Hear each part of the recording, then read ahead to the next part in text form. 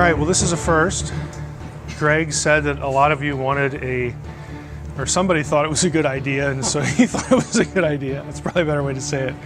A preview of the upcoming book. It's going to be out in February or March. I gave it to Tom Horn, Defender Publishing. So he's begged me for years to do something with him, and I finally sort of gave in. He can be very persistent. But the book is going to be like Unseen Realm. It's an academic book. Hopefully it's readable. But this is the title. Okay, Reversing Hermon. It's about specifically not the whole book of Enoch in the New Testament, but very specifically the chapter 6 through 16 in Enoch, which is the story of the Watchers' transgression. How that story sort of leaks into the New Testament in various places. And it's more than Peter, it's more than Jude, okay? But how that story leaks into the New Testament and sort of matters for New Testament theology. So that's the whole guts of the book right there. Now, why did I think this would be a good idea? The few notes up here. I mean, I'll just give it to you in a nutshell. It's kind of amazing. This is also like Unseen Realm in this respect. I've said in many interviews that the dirty little secret of Unseen Realm is that nothing in the book is unique to Mike. Mm-hmm. Okay, and that's true. Nothing in the book just sort of popped out of my head. And, this would be a good idea. I'll throw it in a book and people will like it. Okay, nothing like that. Everything in the book you can find in peer-reviewed scholarship. That's just what I do. I don't really know how to do anything else, so that's what you're going to get.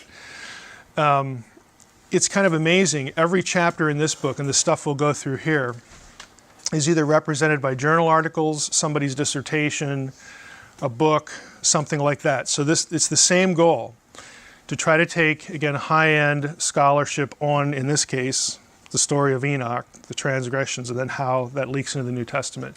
Try to take that stuff and then make it decipherable and digestible for somebody who's not a specialist.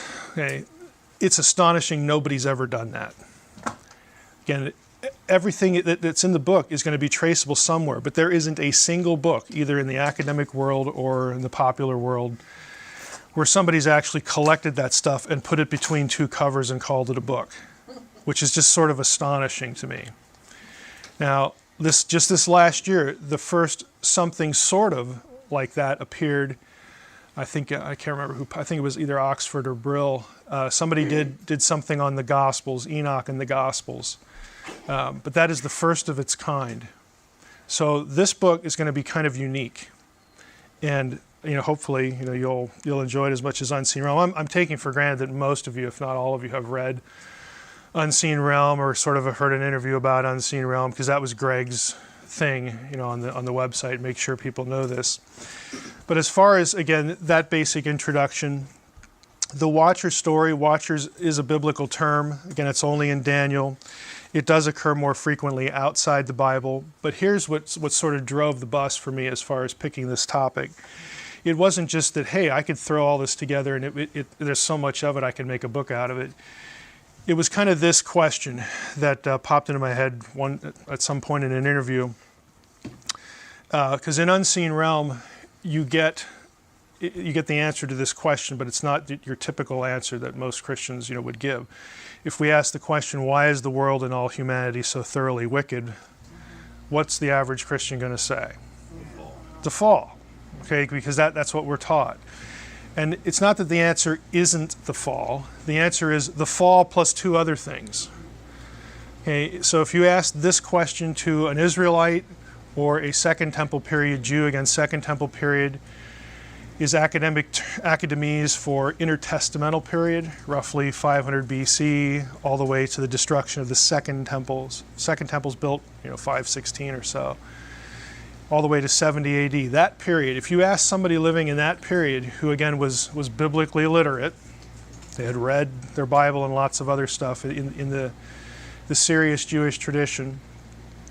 And I would suggest, and what this book, again, attempts to show, even the earliest Christians, the very beginnings of what we call sort of the early church or the early church fathers, they would not have said only the fall. they would have said, well, there was this thing, the fall, but they also would have said there was this thing that happened in Genesis 6, 1 through 4, and also the whole Tower of Babel thing, the Deuteronomy 32 worldview that I talk a lot about. But for this occasion, and of course this book, we're going to focus on the middle one. And this is a quote from, I don't know if it's from me or from somebody else. That's from me. I can't even tell anymore. If it's not from me, there'll be a source there. So I'm the source. A number of New Testament passages say what they say because they're literary expressions of a significant theme in New Testament theology. Again, if you're just walking in here and you've never read Unseen Realm, if I'd said that the Watcher story is a theme in New Testament theology, you'd think, who is this crazy person? Okay, like we've never heard this, and you haven't, and it's a shame that you haven't. But there's a big theme in New Testament theology: the reversal of the wickedness that has permeated the human race. And again, a big part of that is reflected in the book's title. Reversing Hermon alludes to the notion, hidden in plain sight in a surprising number of New Testament passages, that what happened in Genesis 6, 1 through 4 had to be reversed in part of restoring the original Edenic vision. That reversal was, is, and will be accomplished by the Messiah, Jesus of Nazareth. So what I'm saying there is when especially a Second Temple Jew who was either looking for Messiah or in the decades that followed the events of Jesus' life, death, burial, and resurrection, they would have been thinking about their Messiah not just in terms of a guy who's from the line of David who's going to come here and he's going to deliver us. And they were always thinking military, okay? Who's going to deliver us from oppression from the Romans. He's going to restore the kingdom of Solomon and David. That's not just what they're thinking. One of the things that they associated with the Messiah was he's not just going to come back and deliver his people from oppression. He's going to come back and undo the effects of all this garbage that has happened, in antediluvian history. Fall, Genesis 6, 1 through 4, and the Deuteronomy 32, the Tower of Babel worldview. Now the last one is real familiar to, again, if you've read Unseen Realm, because reclaiming the nations is how you fix the Babel problem. Because you bring the nations, the Gentiles, back into the family of God. The Messiah is for them as well as the Jew. So that's pretty familiar. Of course, the fall is familiar. This middle part is quite unfamiliar. Now, to orient you, this is a basic outline of what we call the Book of Enoch, popularly in academic talk and in the way the book gets cited. What you think of as the Book of Enoch is actually First Enoch. There are 3 books of Enoch. The first one is the one that, again, gets dated to prior to the New Testament era, okay, on into the cusp of the 1st century. The other 2 are later. Okay, so what we're talking about with the Book of Enoch, that again you hear about a lot, is First Enoch, and it's in the first part, Book of the Watchers, that our focus is going to be. First Enoch 6 through 16 tells the story of the Watchers, whose primary sin is marriage with humans and procreation of giants. The Watchers beget giants on earth by their union with human women. Out of these giants come evil spirits. Again, the origin of demons. We're never told specifically in the New Testament where demons come from.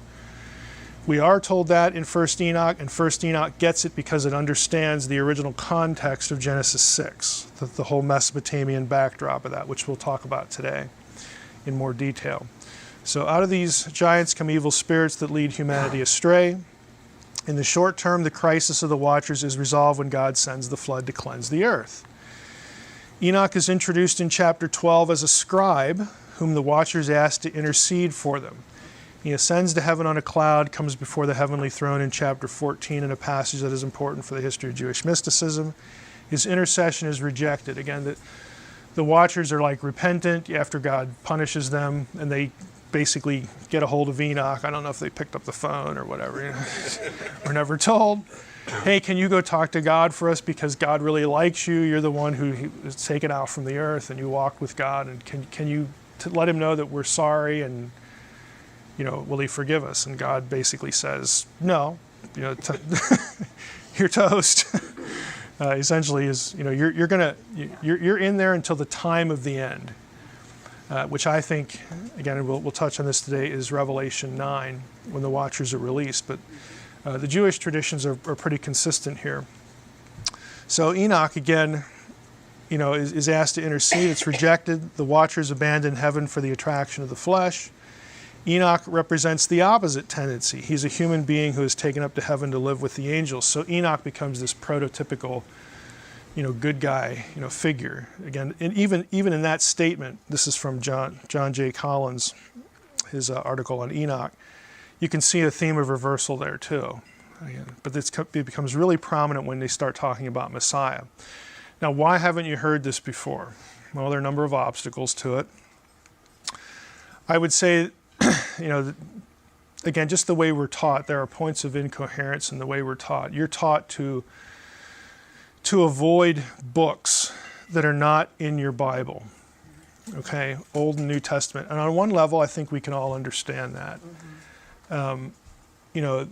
One of the jobs of the church is again, to prevent false teaching from coming in and so on and so forth. And, there are things in extra biblical books that, are deeply flawed and, just kind of crazy talk too. But it misses the point that biblical writers read lots of stuff that isn't in the Bible. They were like you. Surprise, surprise. They were people. And they read stuff. And what they read stayed in their head. And some of that stuff helped them articulate points that they made while they were writing. It's just a very human, normal kind of thing. So for you to be taught to avoid reading that stuff immediately divorces you from the context of the writers. And so my simple suggestion is, if you read that stuff, who cares if you think it's canonical or not? I don't think Enoch is canonical, but I don't really care. Because if you read it, it'll help you in some points follow what somebody in the New Testament is saying, if you just know what's sort of lurking in the background. Now, the early church, you had a few people defend canonical status. In this book, I give you in an appendix all of the places where some early church father quoted Enoch as scripture. They do that. A couple of them do that. So when you read things, I don't know if I have the quote here. Yeah, I do. Now, in a paraphrase here, the bottom one.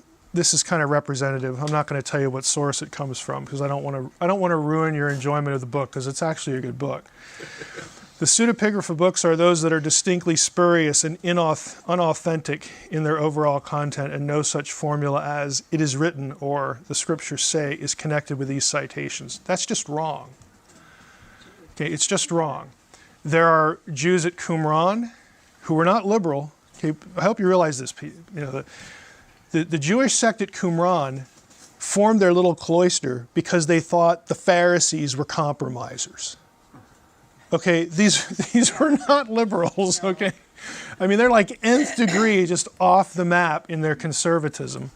But yet they will quote Enoch on a couple of occasions in citation form, like as the scripture says, and then they'll quote 3 or 4 things, and among them is 1 Enoch.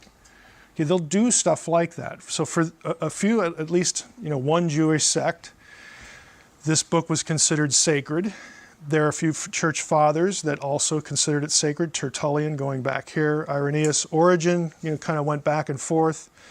Clement, back and forth. But Tertullian is sort of its biggest defender, and Irenaeus endorses it in 1 or 2 places, but Irenaeus pulls some of his theology from Enoch even without citing it. Now, we know that because we have the book and we can go look it up, what he's quoting from.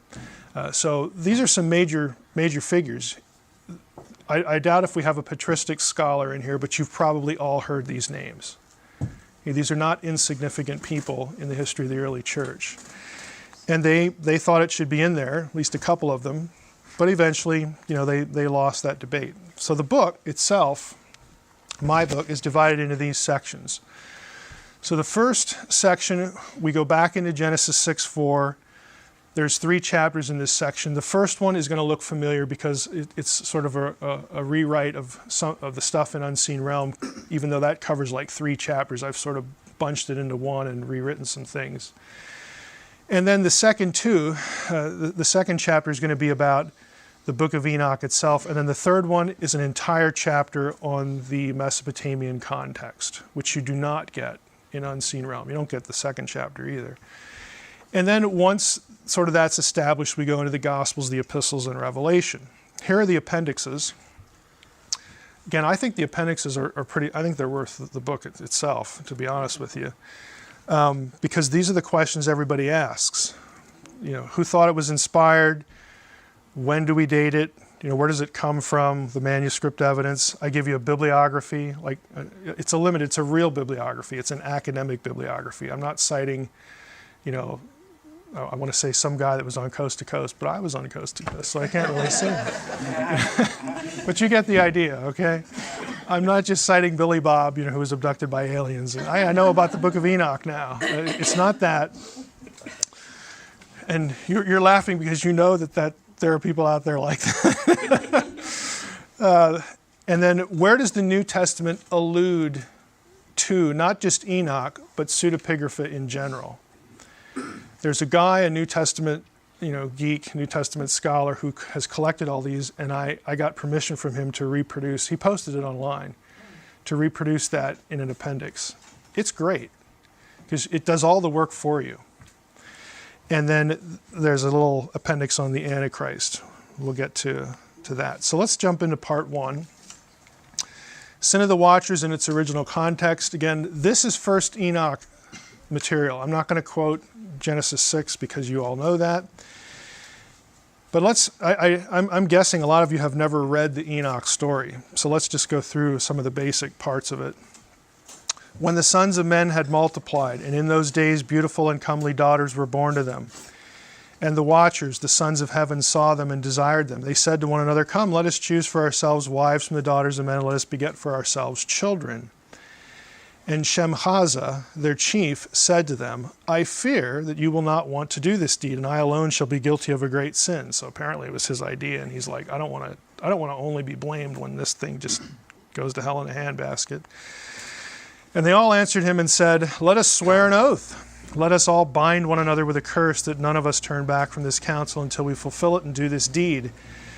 Then they all swore together and bound one another with a curse. Now, you notice the deed, again, is cast in sexual tones. You know, let's go have children. But the real crime, I don't think we should miss. Again, if Unseen Realm, there's actually 2 views of sort of the supernatural perspective of Genesis 6. I don't want to leave this section without saying this. The real crime is that they want to raise up their own nations. They want their own populations. They want to imitate God without his permission.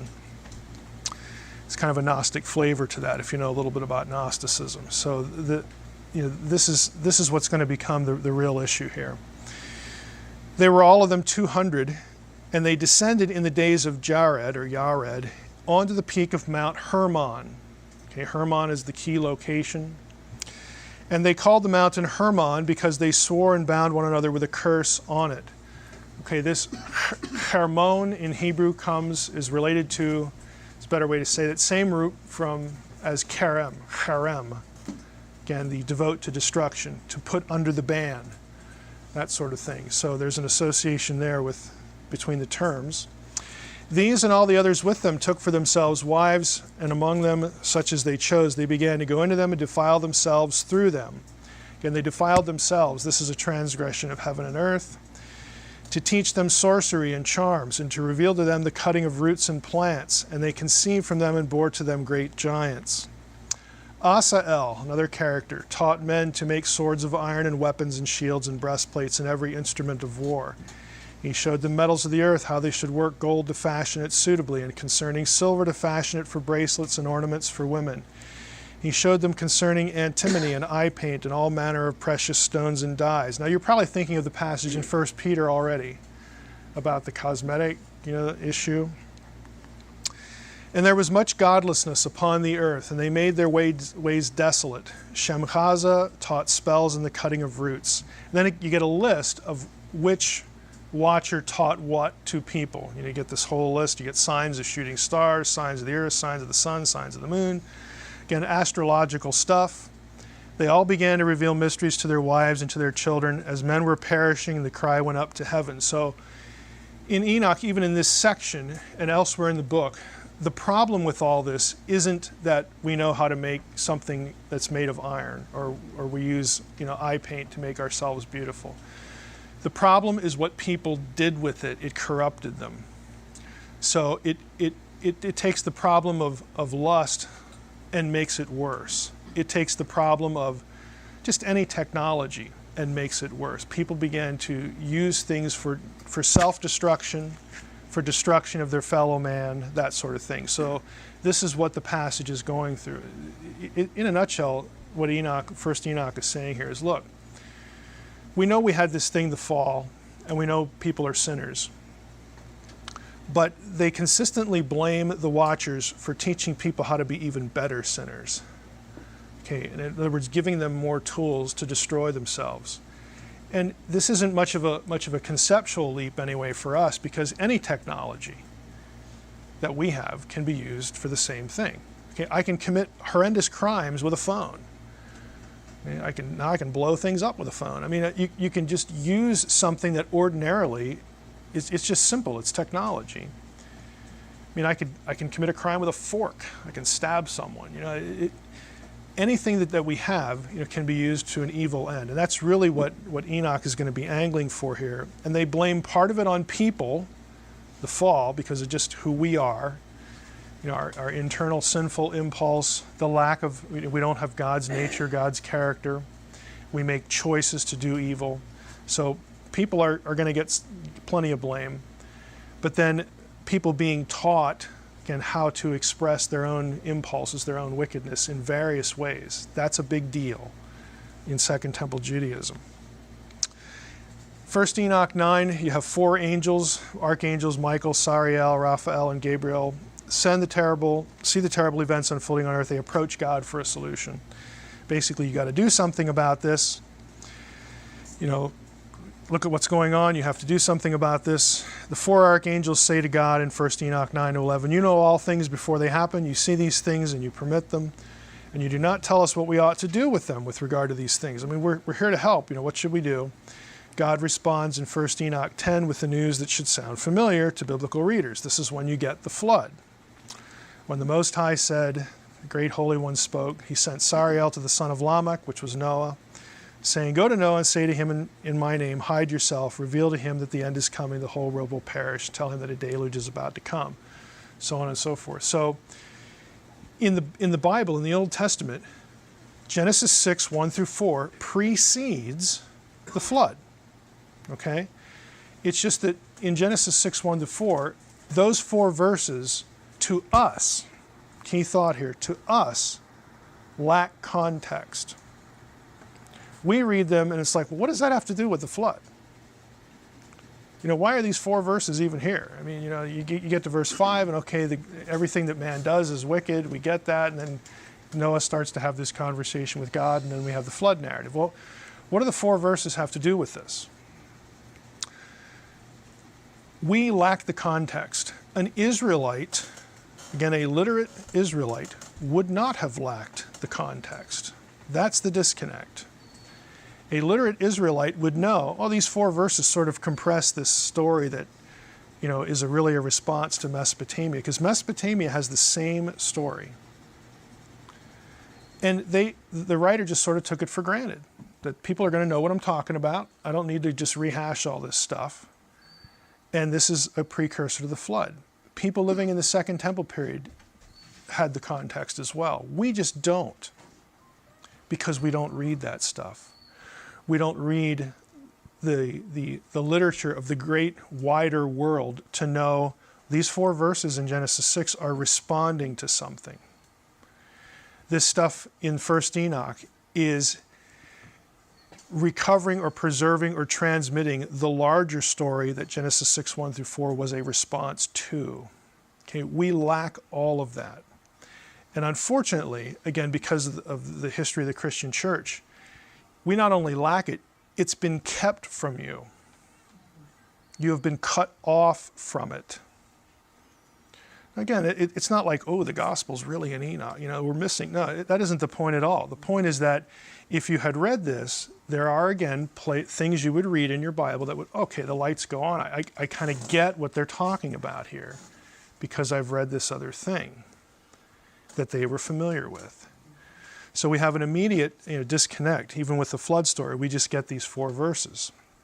So again, just to summarize here, we have the flood story, the judgment here in the second half. Until the day of their judgment consummation, again, the watchers are imprisoned until the eternal judgment is consummated. They're sent to the abyss, to the prison. Again, that's language you get in the New Testament where they will be confined forever. And at the time of judgment, it's not really forever, it's until the time of the judgment. Well, when's the time of the judgment in biblical theology? It's at the end of days. What's the end of days? It's the day of the Lord, it's the return of the Messiah, all this kind of stuff. Okay? So there is a finite end point to this. But that's where they are. So this is a summary from, I believe, Reed's book. Yep. The birth of the giants is explored in terms of the mingling of spirits and flesh. Angels properly dwell in heaven, humans properly dwell on earth.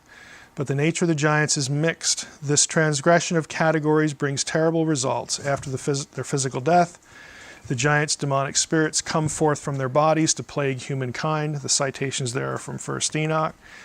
According to 1 Enoch 16, the angelic transmission of heavenly knowledge to earthly humans can also be understood as a contamination of distinct categories within God's orderly creation. As inhabitants of heaven, the watchers were privy to all the secrets of heaven. Their revelation of this knowledge to the inhabitants of the earth was categorically improper as well as morally destructive. If you're interested, again, look at the title of her book, Fallen Angels in the History of Judaism and Christianity. Reed's book is a book about how early Judaism and early Christianity looked at Enoch, the whole book, and specifically this story. So it's a little older now, but it's still a great book. Context. Okay, now that you sort of have the Enoch story in your head, where does it come from? Again, it comes from the same, not source. It is a response to, and I think a fuller preservation of, the episode that we find in Mesopotamian literature associated with the flood. The biblical stuff, Genesis 6:1 through 4, this whole weird episode, is a response to something that the Mesopotamians wrote about and believed and thought it was great, thought it was good. The Israelites thought it was wicked and evil. So there's an opposition there. And so Genesis 6:1 through 4 is in the Bible to tell the Israelites that these events that preceded the flood were not good. They were evil. And it's going to ripple out into biblical history in all sorts of ways to sort of make that case. The story centers on the Apkallu. The Apkallu are the culture heroes from before the flood. The phrase culture heroes refers to the great civilizers. So, Thomas Edison would be a culture hero for us because, he harnessed the power of electricity to give us lights, okay? People, figures who do something really important to civilize life. Okay, that's what a culture hero is. In Mesopotamian thinking, the Apkallu are the great culture heroes from before the flood in the service of Ea. Ea was the god of wisdom. A variety of wisdom traditions from the antediluvian, the pre-flood period, were supposedly passed on by the Apkallu. There were 7 of them in one particular story. The 7 sages were created in the river. The Akkadian for that term is in the abyss. So right away you're getting a little creepy thought here. Okay, they're from like the underworld place. But the Mesopotamians thought they were great guys. Okay, they're wonderful. The 7 sages were created in the river, the abyss, and served as, quote, those who ensured the correct functioning of the plans of heaven and earth. They were really smart. Following the example of Ea, they taught mankind wisdom, social forms, and craftsmanship. That's from DDD. The Apkallu then were the wise divine beings from the abyss, from the underworld, the place opposite the heavens. They were responsible for maintaining the correct balance between heaven and earth. That was the will of the greater gods. And they possessed knowledge from the divine world that sort of made heaven and earth tick. Again, they knew lots of stuff. Well, the scribes of Babylon living after the flood took great pains to establish the notion that their own knowledge, what we scribes know, and therefore the greatness of Babylon. This is why we're so smart, and this is why Babylon's so great. Why? Because our knowledge has been inherited from the Apkallu. Like they were our teachers and our mentors. Our knowledge, the reason Babylon is so great, again, in the eyes of the Mesopotamian, is that what we know, what we have built, the civilization that we have created and fashioned, and that is at the top of the heap. There is no greater place than Babylon. All of that comes from the gods. It's divine knowledge. And we as scribes are sort of the gatekeepers to that knowledge. Again, there's a little bit of a propaganda feel to this, obviously. But this is the explanation for why people should listen to them and why Babylon is so great and so awesome. Now the question, though, that surfaces is, well, these guys were from before the flood, so how did you guys inherit this knowledge? Because the Mesopotamians had the same flood story. Again, the great flood. So here's how they argue it. Mesopotamian text, again, this is very distilled. I got a whole chapter of citations on this. Mesopotamian material lists 7 pre-flood kings. There's a particular text that actually gives you a king list, kind of like the stuff you see in the Bible where so-and-so king reigned X number of years and all that kind of stuff. Well, there's a particular text that lists the king, and then next to the king's name is the name of the Apkallu who helped him be king, helped him, have the civilization flourish, okay? Gave him the knowledge he needed to run, Babylon, okay? So there's 7 of these guys before the flood. They are assisted by a specific Apkallu. Then after the flood, the text has 4 Apkallu, and they are described this way. They are of human descent. The pre-flood Apkallu are consistently described as being gods, divine beings. But after the flood, no, they're of human descent, and they are only 2/3 Apkallu. The 4th one is actually given a number. He's mixed, he's a hybrid, whatever term you want to use there. It's the same description, although in the text it's not the same person. It's the same description given to Gilgamesh, who is also referred to as Lord of the Apkallu in something called a cylinder seal. Gilgamesh was an Apkallu. Gilgamesh was 2/3 divine. Gilgamesh was also a giant in the Mesopotamian text. Again, Gilgamesh is probably the most familiar figure from the ancient Near East and just in popular circles. Well, he turns out to be a key figure here because he is a post-flood Apkallu who is a mix, divine and human, and also happens to be a giant along with these other guys. So you see, in this book, the last note there, you may not have known this, but Gilgamesh is actually mentioned by name in something called the Book of the Giants from Qumran. The Book of the Giants is not part of First Enoch, but it is described by scholars as Enochian material because a lot of the content of the Book of Giants you can also find in the Book of First Enoch. And there are a couple other giants named there as well, in connection with the flood, before and after, so on and so forth. But Gilgamesh is actually in there. So just that one line, I just want to pause here a second, just that one text tells you that the Jews of this period were reading Mesopotamian stuff. Because you don't just start writing a book and, I need a name for this giant. What should I call him? Gilgamesh. Well, that sounds good. Where'd that pop into my... No, that isn't how it happens. They're reading Mesopotamian material. They had inherited Mesopotamian stuff. It's part of their framework. It's part of their, scholars would call, cognitive frame of reference. They were just familiar with the material. And they could tell, they knew, because they were familiar with the material, they could look back at Genesis 6:1-4 and say, oh yeah, we know what's going on there. We know what that's about.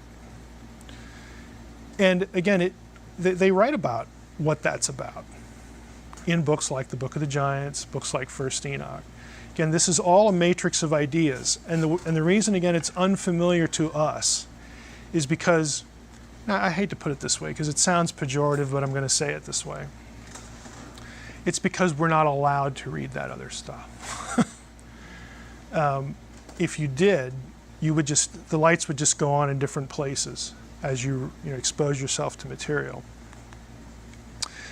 Again, the implication of all that, I mean, just look at the list here.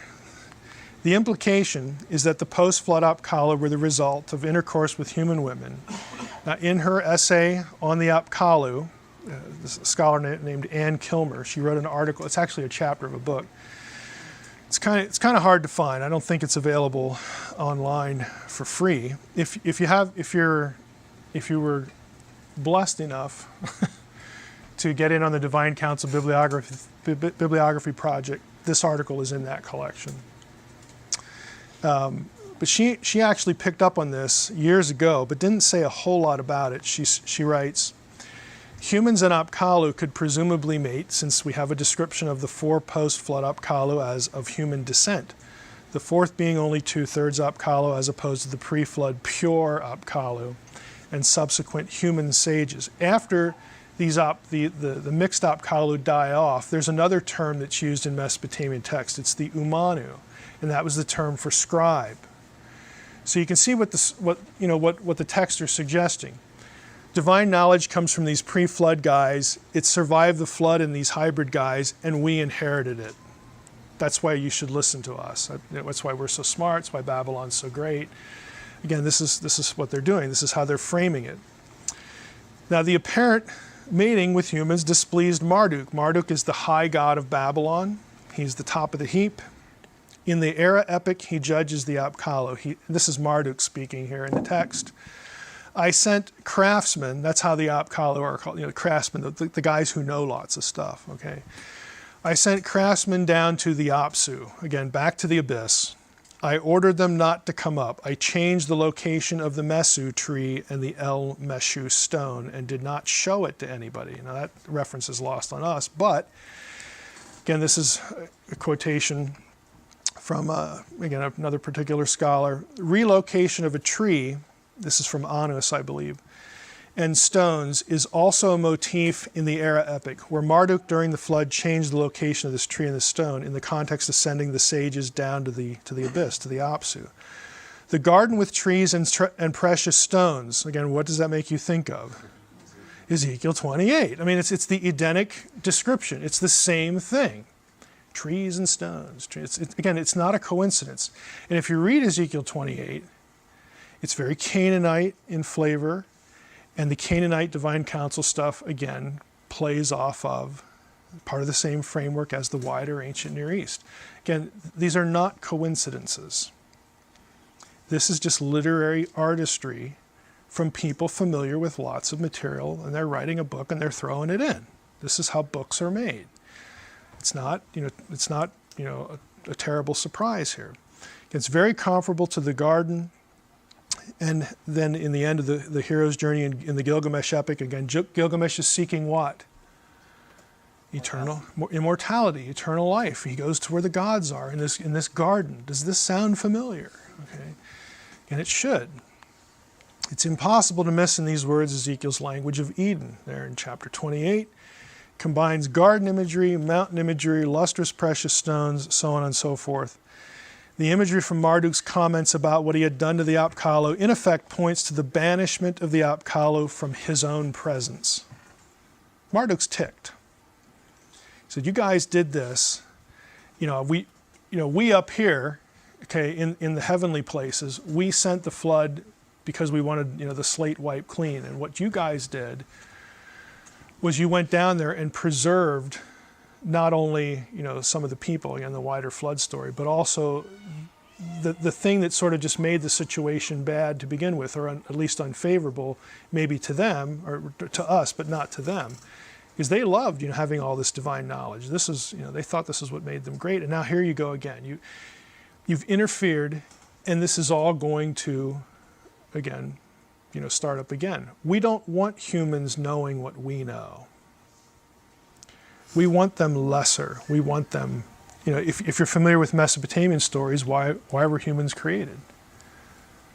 To be slaves of the gods. Okay? So Marduk is ticked.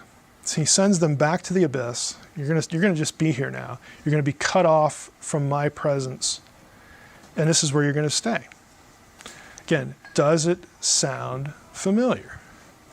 This is what happens in the Enochian story we just read. It's the same set of details. They get punished, they get sent to the abyss. They're imprisoned there. Here's the summary. Again, I'm not going to read you all the points, but every point of Genesis 6, 1 through 4, and every point of Enoch's version of it aligns with Mesopotamian material. Every point. What do I learn from that? What does that tell us? Again, it tells us that the people who are writing this stuff, Jewish people, Jewish scribes, again, these are not like theological illiterates, okay? And they're not just, crazy liberal Jews, okay? These are the guys who are in charge of transmitting the Hebrew Bible, transmitting the traditions, of their own people. They understand and they know the larger picture against which Genesis 6, 1 through 4 responds. They understand it, they've read it, they get it.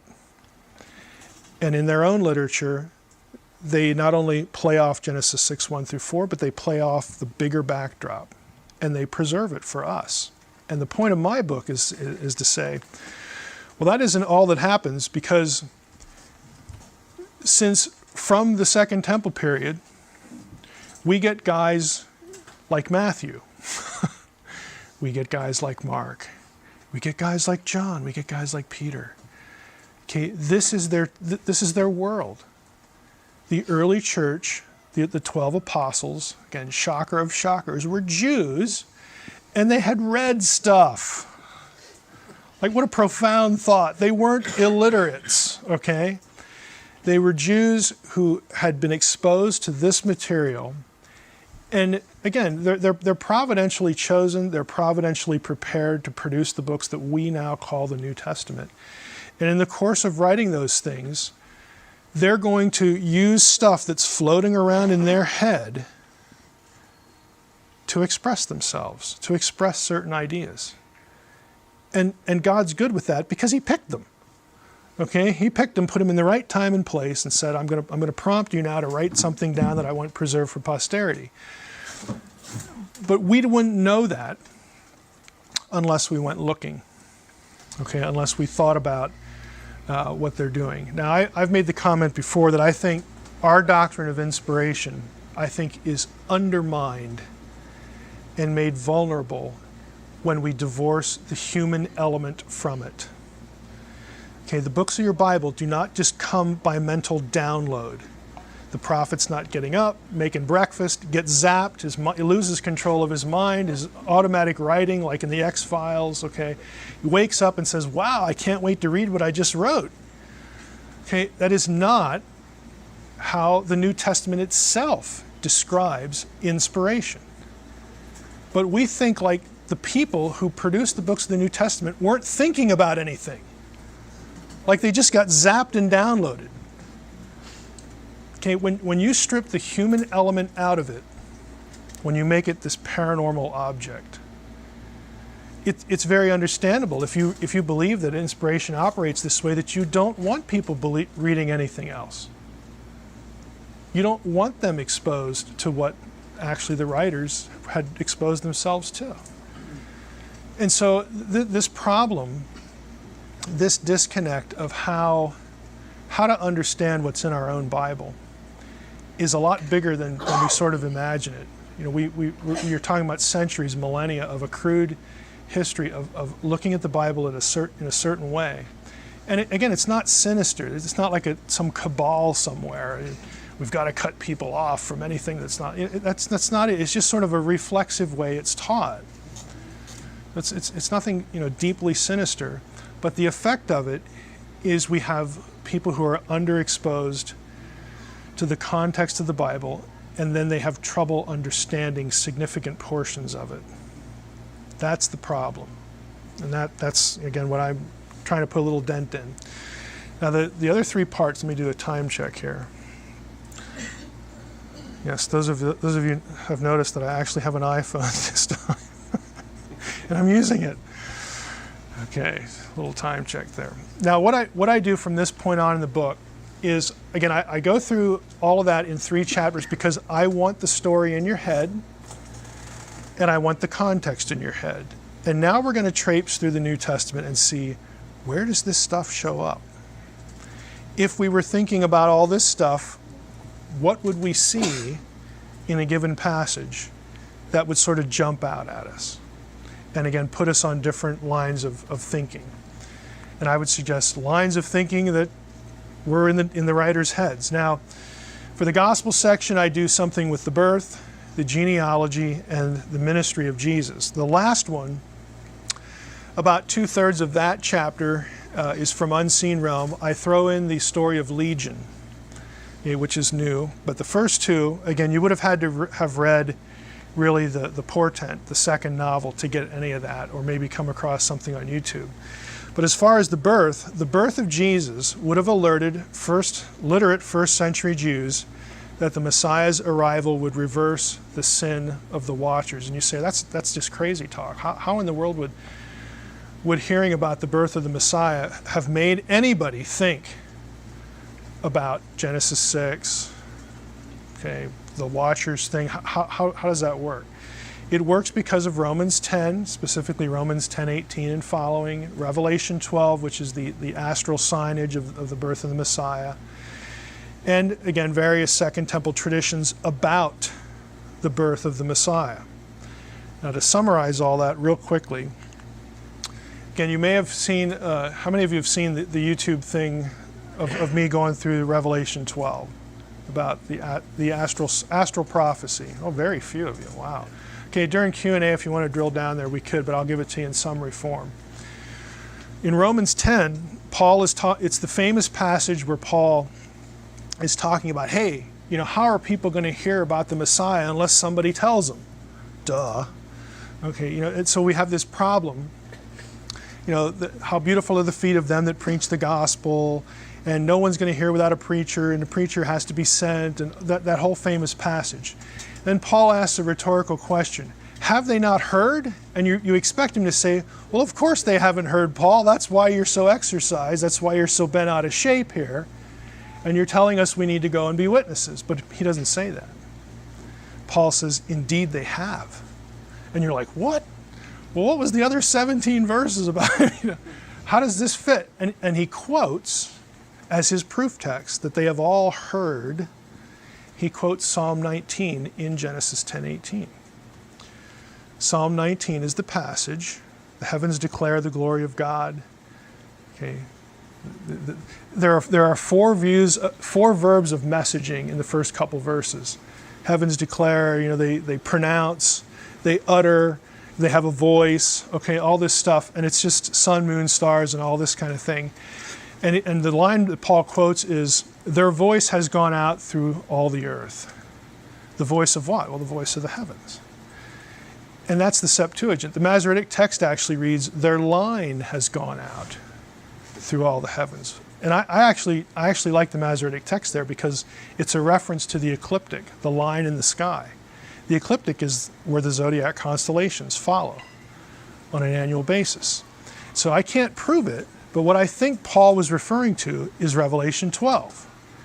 When John says, talking about the birth of the Messiah, it's Revelation 12, he says, I looked up at the heavens and saw.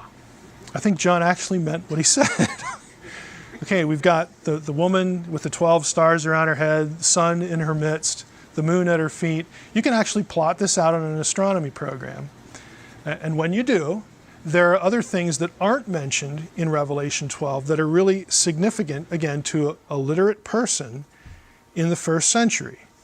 You've got a conjunction of Regulus and Jupiter, the king star with the king planet, in the constellation of Leo. Okay, the lion, the tribe of Judah, okay? For a Gentile who doesn't know anything about the Hebrew Bible, that conjunction is important because both of them were signs of a royal divine birth. And here they're conjoined, and for a Jew, it's in the constellation of Leo. You have a 90-minute window when all these things are, it's actually 80 minutes. Somebody corrected me the other day. Got an astronomer geek out there, okay. All right, I'll try to remember that. I'll have to just throw away all my books now. But you have a really small amount of time, okay, where all this can occur. And if you plug it into an astronomy program, you get the birth of the Messiah on September 11th, 3 BC. 3 BC is not a problem. Everybody says, oh, it can't be 3 BC because then Herod would have to die in 1 BC. And we all know Herod died in 4 BC. Yeah, except for studies that have shown that 1 BC works quite well, which I've recently posted on my website. I did a happy birthday to Jesus thing on September 11th. But what makes it important is that date in the Jewish calendar is Tishri 1. Tishri 1 was the date in the Old Testament when you inaugurate the reign of your next king. Tishri 1 was also thought to be the birth date of Noah. So Jesus, the Messiah, is the new Noah. Okay, you're starting to see how Genesis 6 sort of creeps into the picture here. What was significant about Noah? Noah's survival, Noah's presence on the earth post-flood signaled, it was supposed to signal the end of the Watchers, the end of all this wickedness, the end of all this garbage, okay? There are passages that refer in, again, Dead Sea Scroll text to the chronology of the flood, okay, to, some of this astronomical stuff going on. Specifically, they link it to the constellation of Orion, which in Aramaic is the constellation of Nephilah. Okay, it's the giant, because Orion was a giant. I mean, you have this concatenation of thoughts that, again, to a literate Jew, if they had read John, or, John, Revelation is the last book of the New Testament, so John got this information from somewhere, maybe Mary, maybe the disciple, who knows, he's one of the 12. But he writes it down, and if you had been exposed to that, you're thinking, wow, look, if this is what was in the sky, it means this, and this, and this, and this, and this. And to a Gentile, all those things are consistent because we've got the conjunction, we've got Jupiter, we've got Regulus, we've got Orion, we've got all this stuff. So when Paul says, yeah, they did know. Okay, I don't believe personally that what Paul is referring to is like, y'all know who D. James Kennedy is? Familiar name? D. James Kennedy believed that you could get the whole plan of salvation out of the constellations of the zodiac. I think that goes too far. I don't believe that. But what I do believe that you could know is that a divine king had been born. I think that is what Paul's tracking on. Again, I can't prove that specifically. There's no verse, there's no footnote in Romans 10:18 that says, go look at Revelation 12. Because Revelation 12 wasn't written yet, so we can't quote it. But I think that's what he's tracking on. But if the point is for the book here, if you had that stuff in your head, somebody born on that day who turns out to be this Jesus of Nazareth, who's walking around doing all sorts of miracles and saying, like, I'm the guy, okay, that would have meant something to you. Okay, that would have meant this is the guy who is going to somehow reverse the effects of the wickedness of the world. Okay? It's not a terribly deep thought, but to sort of track with it the way they would have tracked it, is a different story. The genealogy, in a nutshell. Why are the 4 women in the genealogy there? They may or may not all be Gentiles, probably at least one of them, 1 or 2. Some people argue all 4 of them are. It's really not important if they're Gentiles, but why are they the ones included? Quote here from, her name is Amy Richter. This is from her dissertation. She says, while the inclusion of women in biblical genealogies isn't unusual in itself, there are 14 such women in other genealogies, namely 1 Chronicles 2. The inclusion of these 4 women is all the more odd. Who are they? Rahab. Anybody name them? You got Rahab, Ruth. See the neglected, Bathsheba, and Judah and Tamar. Okay, so the quote here is like, you'd think if you were going to put in 4 important women, you'd pick Sarah, Rebecca. okay, Rachel, I mean, major figures in the Torah, but they're not in. They don't get in. The four that do are sort of just kind of a mystery. Again, short version of this is that what Richter does in her dissertation, it's pretty recent. She did it at Marquette, which is a school that's becoming known for Second Temple studies. Her argument is that the reason these four women are in the genealogy is that there is something in their story, either something they did or something done to them, that has something to do with sexual transgression and the vocabulary used to describe the person and these events borrows vocabulary from Genesis 6. And so Richter argues that can't be a coincidence. And her argument is these four women are in here because they're four women who have scandalous histories or had something terrible happen to them in the line of the Messiah. And so the telegraphing, her belief is that, and I think she makes a really good case for it, the important point isn't these women and what happened to them and the vocabulary itself, it's who they produce, who they help to produce. Well, who's on the final end of the genealogy? It's Jesus of Nazareth. And so the one whose genealogy it is going to reverse the effects, again, of the four people in the genealogy that had these transgressive histories that point back in some way to Genesis 6. So she believes that Matthew essentially encrypted. I mean, for people who knew their stories, it wouldn't really be encryption, but for us it sort of is. People would have read the genealogy and asked, well, why are these women and not all the famous ones? And then as they thought about their histories, it's like, oh, okay, well, boy, her story goes back there, her story goes, they all go back there. That must mean something. Matthew's trying to tell us something. And what he's trying to tell us is that these four women, who you would associate as Jews with this event, they're going to produce the one who undoes this. They're going to play a role here. So again, the whole chapter on that. The ministry, again, two of the three things here are familiar to Unseen Realm readers. In regard to Legion, if you have your, well, you don't need to look it up. I've given you enough here. The exorcism of Legion is about more than suicidal swine. It's about theological messaging, which practically everything in the Gospels is. Legion recognizes that Jesus is rightful Lord of the country of the Gerasenes, which is part of Old Bashan. But in Jesus' day, it was under Gentile dominion. Now, if you look up Mark 1:24, Jesus is exorcising demons in Jewish territory. And if you compare that with Mark 5, where they're in the land of the Gerasenes, it's Gentile territory, the way that Legion addresses Jesus is significant. Because when he's in Gentile territory exorcising demons, anybody want to guess how Jesus is addressed? He is the Son of the Most High. Most High is the key term. Where do we see Most High language that matters for this whole supernatural theology?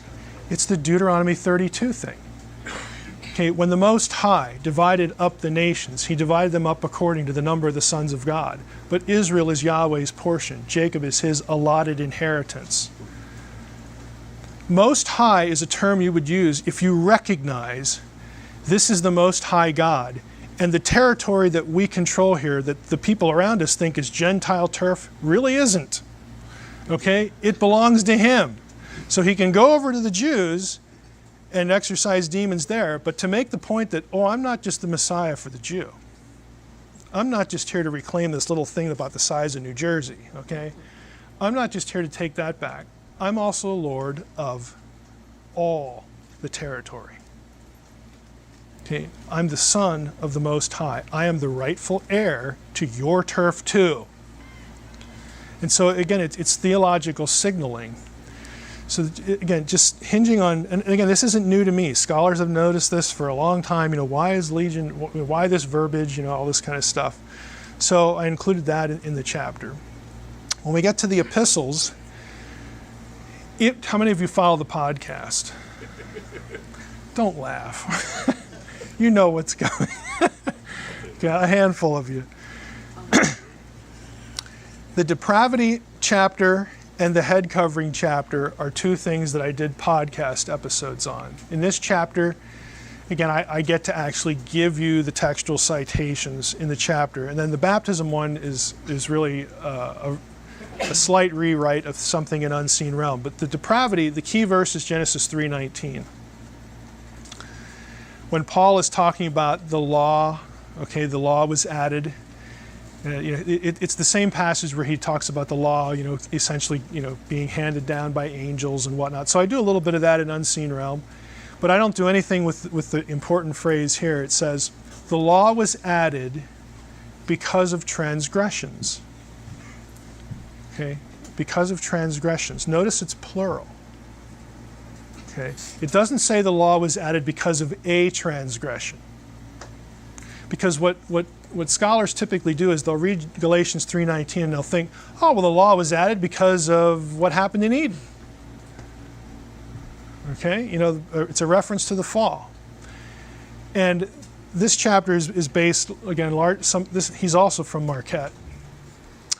In his doctoral work, a guy named, his last name's Stewart. Can't remember his first name now. It'll come to me. But he did a paper at SBL, which is the Society of Biblical Literature, a few years ago. And the paper was entitled something like the law and transgressions and the bastard spirits and the birth of the Son of God. And so I looked at that in the program and I thought, oh yeah, I'm going to be at that one. Because I couldn't figure out for the life of me, what is this guy going to do?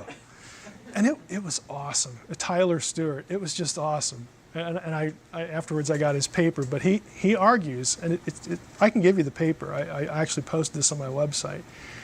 And again, he said I could do that. He argues that when Paul says the law was added because of transgressions, he's not thinking about Eden. Just whose transgressions are we talking about? He's thinking of the Watchers and their corruptive influence on humanity.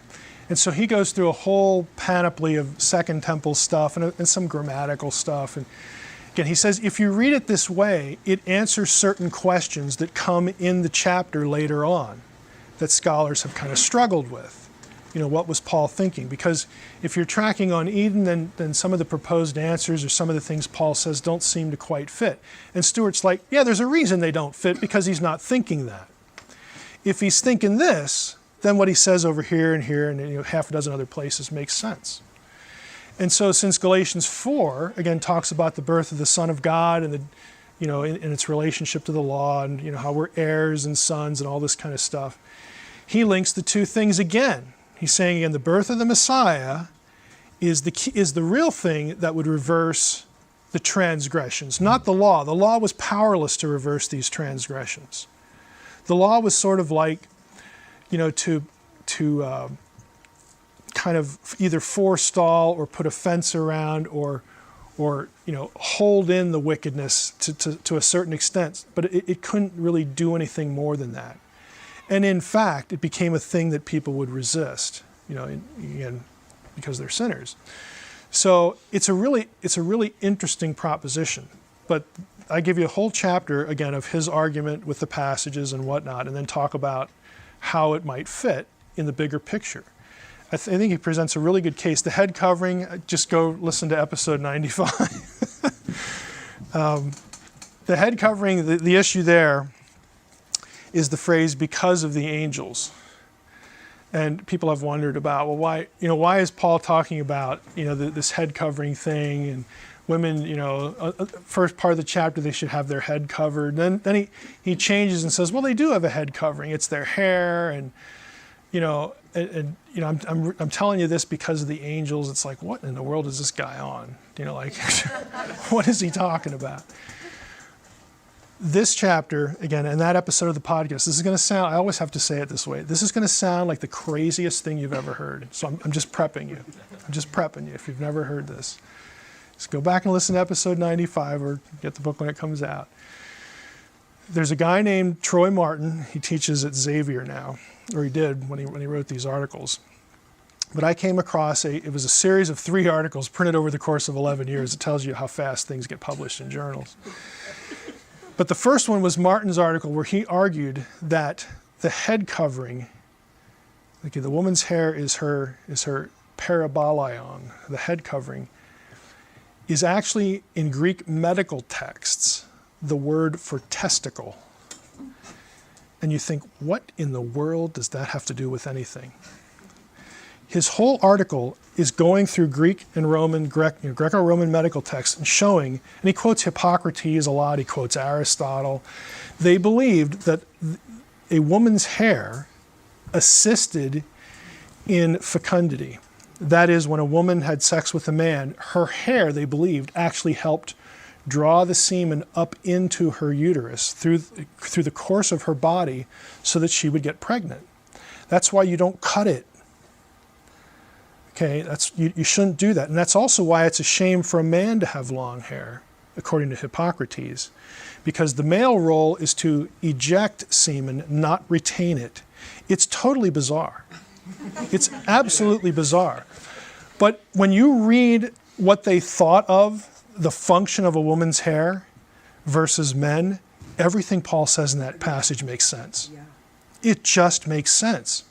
But it's so foreign to us that we know where babies come from. We talk about genetics and do this in a petri dish, and they're not doing that at all. Okay, they're not doing that at all. This is Hippocrates, who at the time was like the leading figure. There's one great thing about the test of infertility. That's just great. How it involves having a woman smell something and the hair is involved. It's just the craziest stuff you've ever read. But if that's what you're thinking, if that's what's in your head, when you read Paul, you're like, oh, well, of course. Of course, when we're in church, we should wear a covering over our hair, because then it's an issue of modesty. Would you go to church and just expose your genitals? Would you do that? Would you do that? I mean, that's essentially what Paul's saying. You people are nuts. Of course, he's writing to the Corinthians, and they probably could, they're doing everything. So, he's like, you people are nuts. Of course, you should have, your head covered when you go to pray and you do these things. And of course, it's a shame for a man to have long hair, again, because he's presupposing this function. A woman's hair is given to her as her covering, as her parabaleion. This is her glory, because it helps her to have children. And children are really important, okay? And then Paul throws in this thing about, now I'm also writing this because I'm expressing my concerns because of the angels. There's only one context for that. Yeah. Apparently in the back of Paul's mind, he's like, you better get this under control. You better watch what you're doing. You better again, wear the appropriate things. You better behave the appropriate way. You want to show that you belong to a man, you belong to your husband, you're going to be modest, you're going to control your sexuality, your sexual behavior, because if you don't, we've seen what can result from that. You're being watched, pun intended. Okay, so in Paul's mind, this was a concern for him. To us, it's this most throwaway, bizarre, what in the world does that have to do with anything? But again, if you're reading it through those eyes, everything in the chapter makes sense. In terms of what we do today, I have Mennonites, in my family. I'm not going to go tell them, hey, hey, let me tell you what the head covering is really about. I'm not going to, look, and one of them is a pastor too. It's like, look, if this is what you want to do, and your teaching point is modesty, whatever, go ahead. That's a good idea. You're fine there. But again, it has quite a different context than what you'd think. The baptism thing you've heard about before, reading the book. The fourth part here. See how I'm doing on time. Okay, I'm doing pretty well. In the book of Revelation, I have 2 chapters here that go through Revelation, and again, just pick out maybe 3 or 4 items that specifically link back to the Watcher story. The one chapter is about, again, this transgression of the Watchers, the Nephilim, and the Antichrist. Now, what I do in this chapter, just going to give you a sweeping overview here, is I summarize the Second Temple Jewish profile of what they expected as, from a Messiah. And also, in turn, what they expected about the great messianic enemy. Because in their mind, there's Messiah, okay? He's going to come at the end of days and all this stuff. He's going to get rid of the oppression. Well, he has an enemy. So to a Jew, what did that enemy look like? How did they think about it? Again, this great messianic enemy. There are certain things about the enemy's profile that in Jewish texts, again, of this period, were linked to certain figures in Jewish demonology. One of the main ones is Belial. It's also spelled as Beliar in the Dead Sea Scrolls. The belief was that the great enemy of the Messiah, catch the reasoning, since the Messiah was the Son of God, the Son of the Most High, again, this divine Davidic figure, therefore there were Jews who speculated that his enemy would also either be the incarnation of or under the control of Belial, who was one of the Dead Sea Scroll terms for Satan. There were also, though, other Jews who thought, well, okay, it could be like an incarnation of Satan or something like that. And that's very familiar to us, the way, sort of Antichrist thinking is popularized. That's the normal one, again, for our day and age. But there are other texts that thought, well, no, wait a minute. Maybe it's not the incarnation of Satan himself. Maybe it's the incarnation of one of the fallen Watchers. Because there are certain ways that the great enemy is described that link back into the Greek story, classical Greek story of the Titans, which again, if you're familiar with the story of the Titans, and I go through this in the chapter, there are very explicit connections between the Greek Titan story and the book of Enoch and Genesis 6 language, and just general giant language in the Old Testament transmitted through the Septuagint. One of the ones that I talk about is Belos. This is actually a description from it's either Philo or a text called Eupolemus. He talks about Belos, who was a giant, who was the son of Kronos. Again, if you know anything about the Titans, Kronos is an important Titan, who gets linked, he gets described as the person who built Babylon and the Tower of Babel. And then other Jewish texts link Belos specifically with Nimrod. And so again, here's how I'm asking you to look at this stuff. Again, I'm not presenting this as, oh, this should be our theology of Antichrist now. What I'm saying is that if you were living in the first century and you were having a conversation with a literate Second Temple Jew and you were talking about the Antichrist, this is going to be part of his conversation. This is how he's going to perceive this great enemy. And there are parts of it that you can trace into the church fathers. By the way, in that chapter on depravity, Irenaeus and Tyler Stewart would be buddies, because Irenaeus also traced human depravity back to Genesis 6, not just Genesis 3. And again, he's a famous church father. But Irenaeus also tracked on this. He refers to, when he's discussing 666 in his comments about that passage in Revelation 13, he gives a couple speculations for what the number might mean. One of them is Teitan. Teitan by gematria equates out, spells out in numbers 666. Teitan was one of the words for the Titans. And again, he's getting this from his acquaintance with Second Temple Jewish material. And he goes into the Titan story himself. So Irenaeus is a famous church father that very evidently had taken the time to read lots of this stuff, had probably lots of conversations with Jews or Jewish converts. And again, that helped him look at the Old Testament, look at certain things, even in the New Testament, in a different way. And so Irenaeus is an important figure for this whole discussion, because he's a good indication that Mike isn't just making this stuff up. Okay, he's a good indication that Mike is observing what Irenaeus thought and saying, hey, that's kind of interesting. Where did he get that? Where did he come up with that? And you can, again, trace the series of thoughts back in the primary texts.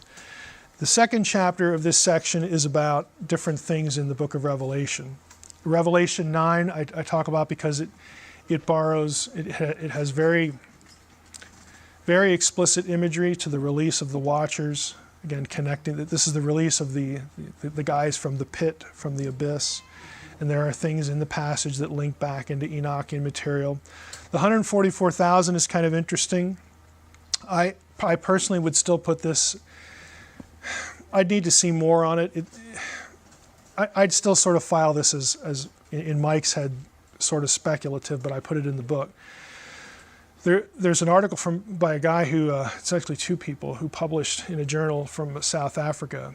And it's a very long article, it's very detailed, but here's their view. They pick up on, when the 144,000 are described, they are described as being virgins who have not defiled themselves with women. And you think, well, who cares? So what? I mean, it was okay to get married in the Old and New Testament. Big deal. Well, what they try to demonstrate, and I think, again, they present what I'd call a reasonable circumstantial case for it. At least that's my thinking now.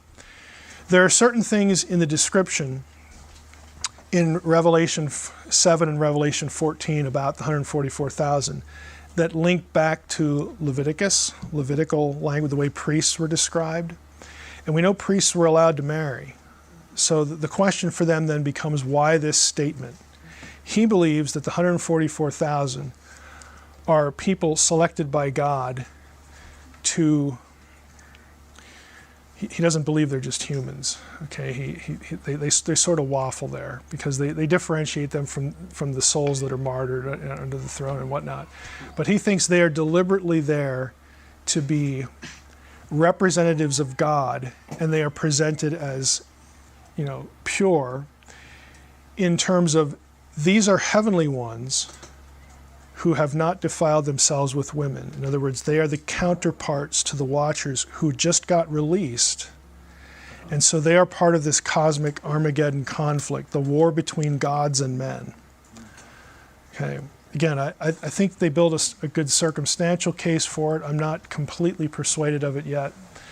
But I thought it was worth putting in. The Antichrist from Dan tradition. This is also the 144,000. Oh, there's 12,000 from every tribe. What could be simpler? Yeah, until you count the tribes. Until you actually look at the tribes that are missing. Okay. Okay, there's Ephraim. There's a deal with Ephraim and Manasseh going on there, but the one that's omitted totally is Dan. And so you have this. You have a pretty long church history tradition that the Antichrist would descend from the tribe of Dan. Okay, I don't believe that the point is the tribe of Dan. I think the point is the region of Dan, which is in Bashan. Same name. Okay, so that, again, in the chapter I talk about, well, if we were thinking region instead of tribe, where would that lead us? Because it's Bashan, it's the place of the serpent, in the Old Testament. Talk a little bit about Gog and Armageddon. Again, Gog is the great enemy from the north. Okay, if you remember Unseen Realm, what is it about the north that's important? Saphon. It's the domain of Baal. Okay, that's not a coincidence. Again, to cast Gog in that language, and I do a little bit about. There's a reason I think why Gog has never been identified successfully with a historical person, either in antiquity or currently, because I think the point is not to direct our attention to a specific person. It's to direct our attention, again, to cosmic evil that will control whoever this Antichrist person is. And so I talk a little bit about that.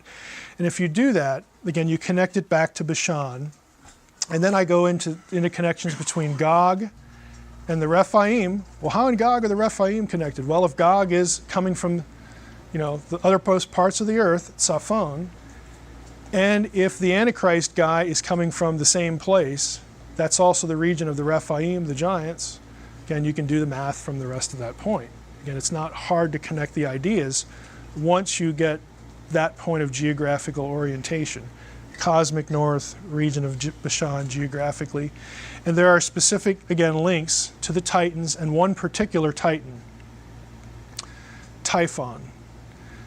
Again, there's a whole article on how Daniel 11 is sort of this chronology of the Antichrist that we get, how Daniel 11 tracks on the story of Typhon in Greek literature, okay, or vice versa, depending on your view of the authorship of Daniel. Okay, there are a number of connections, and why that's important is because the figure of Daniel 11, historically, everybody, whether they think Daniel was written in the 6th century or the 2nd century, everybody agrees that the person who fulfilled all of these things in Daniel 11 already, and will, that'll echo out into a future prophecy, is who? Remember the name? Antiochus IV, Antiochus Epiphanes, who is the Typhon figure in Greek literature. Again, if you're a literate Second Temple Jew, you're familiar with Hellenistic material, these are not coincidences. They all mean something. They're all part of a matrix of ideas. So it's a way to connect the Antichrist to another one of these Watcher, Titan, giant, supernatural bad guys. And so that's what I do in the chapter. Again, I'm just trying to show you in these 2 chapters how a Second Temple person who had knowledge of this material, how they would read Revelation. Not how Tim LaHaye reads it, okay? Or anybody else, Ritterboss or whoever. How would a Second Temple Jew read it? What thoughts would they think? What would pop out of their mouth in discussion if you had that guy in your small group study on Revelation? What he's going to be talking about is just going to frighten everybody else in the room. Okay? Because he is just on a totally different track. Because he has lots of this stuff floating around his head. And the last thing is the lake of fire, again, which if you follow the podcast, we did an episode on the lake of fire. And that language comes really explicitly out of Enoch. Lake of fire prepared for the devil and his angels. Okay, this is where they're sent. They're sent to the abyss. Who's sent there? Well, the only ones we know that were actually sent there are the Watchers, and who else do we find there in the Old Testament? The Rephaim. Again, these things are not coincidences. They're not just random occurrences in the text. You have people, John writing Revelation, hooking you back into the Old Testament, hooking you back into Second Temple literature that he assumes you know. If you're literate, you know this. I don't have to spell everything out for you. Our problem is we don't know that stuff because we haven't read it. We can have it, we can read it, but the book here, again, we'll just end with that, is kind of an effort to, take 10 chapters of that stuff. And it's a little wider net than that. But anything that scholars would think is Enochian, and try to get that in your head, and it's like, okay, now let's go to these New Testament places and just see what pops out to you. Again, how you would parse it if you were thinking this. So that's the book. How did I do on? Hey, I still have 4 minutes on my. Okay, let's take a break and then we can do Q&A. So get some more coffee, get some donuts, go home.